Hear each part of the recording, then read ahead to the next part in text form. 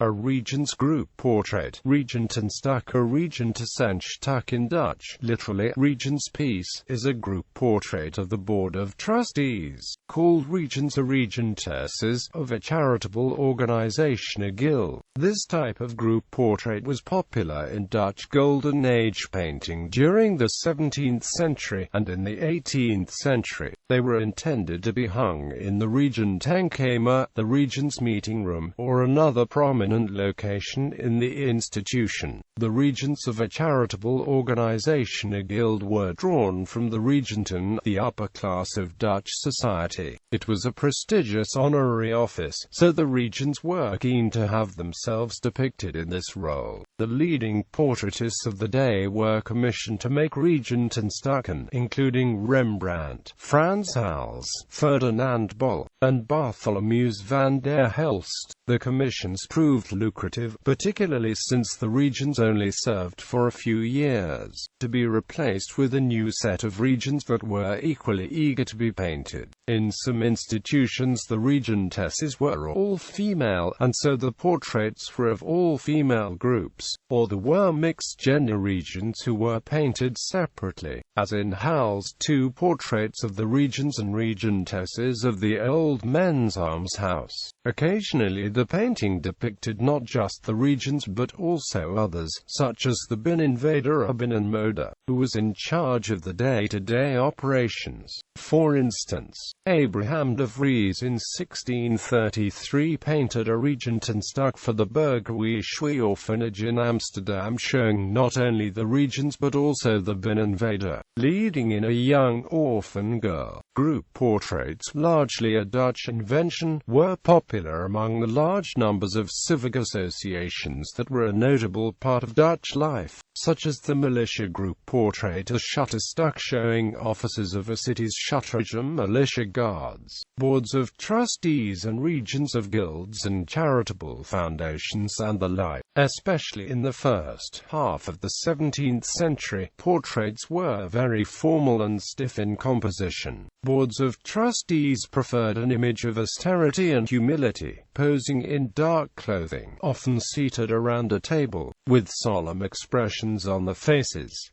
Scientists often posed with instruments and objects of the study around them. Groups were often seated around a table, each person looking at the viewer. Much attention was paid to fine details in clothing, and were applicable to furniture and other signs of a person's position in society. Later in the century, groups became livelier and colors brighter.